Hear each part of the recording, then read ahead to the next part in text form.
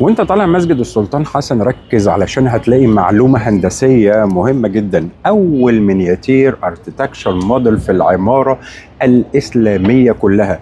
يمكن هو المينياتير الوحيد في عصر المماليك البحرية. مماليك بحرية ايه؟ في حتى عصر المماليك البحرية او الجراقصة، في عصر المماليك ككل، وفي العمارة الإسلامية كلها. ده منحوت أصلي مصغر من القرن الثامن الهجري، موجود فيه أو مدون فيه القبة ورسم للمسجد، وبيقولوا إن هي رسمة مصغرة لقبة المسجد أو ربما للقبة اللي ما اكتملتش في الضريح. وده نموذج مصغر لبناء داخل بناء، اسلوب رمزي يا صديقي وزخرفي نادر الوجود في العمارة المملوكية. ولو هنلاحظ يا صديقي ان الجزء ده نادر جدا، بيمثل مبنى صغير ذا قبة واقواس محفورة في الحجر الجيري، نفس الحجر اللي تم استخدامه في بناء المسجد ده يا صديقي. مش جديد ولا مستجد ولا دخيل على المسجد نفسه. وانا اشك ان الثلاث اقواس الموجودين في العمود دول يا صديقي كان كونسبت من المهندس نفسه، انه يورينا نموذج مصغر او ماكت للعمارة اللي بناها ويسيبها لنا في نفس المكان. لو عملنا محاكاة صغيرة كده بشكل كروكي بحت، لو جبنا النموذج المصغر للقوس وحطيناه على المدخل، ممكن نلاقي تطابق كبير جدا بين شكل القوس وشكل المدخل. هل ممكن ده اللي كان عاوز يوصله لنا المهندس ويسيب لنا الماكت كمان مع المبنى التحفة المعمارية اللي قيل عنه انه ضرة العمارة الإسلامية؟ في آراء كتير وشفت فيديوهات كتير بتقول عن الجزئية دي كلام كتير، ولكن اللي انا بقوله لكم هو الرأي الثابت والصحيح، لان ده اللي وثقته لجنة حفظ الآثار الإسلامية سنة 1907، ومذكور ومدون.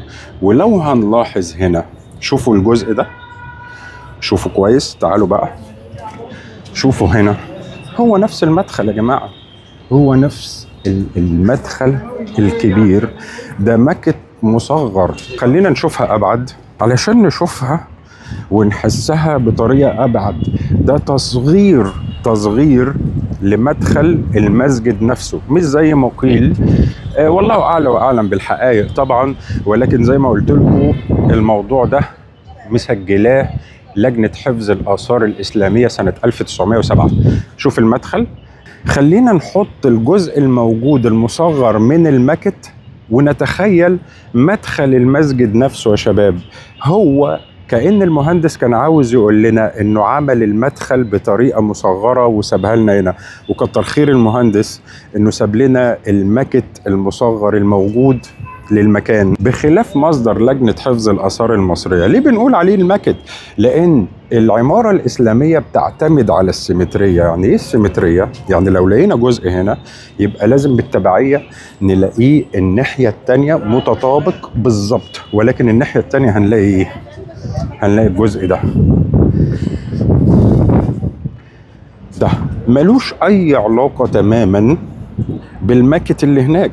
فهنا مبدأ السيمترية في العمارة الإسلامية مش موجود يا صديقي، وده استحالة يكون بدون سبب. مش منطقي أبدا يا صديقي اللي بنى التحفة المعمارية الهائلة دي علشان نقلد منها التحفة المعمارية الأخرى مسجد الرفاعي يكون عطلان على جزء صغير يكمل بيه البناء الهائل ده. التحفة المعمارية القمر دي، احنا ده جايبين الرفاعي، بس عاوز اوريكم الجمال والحلاوة والطعامة في العمارة الإسلامية في عصر الدولة المملوكية، وخصوصا المماليك البحرية.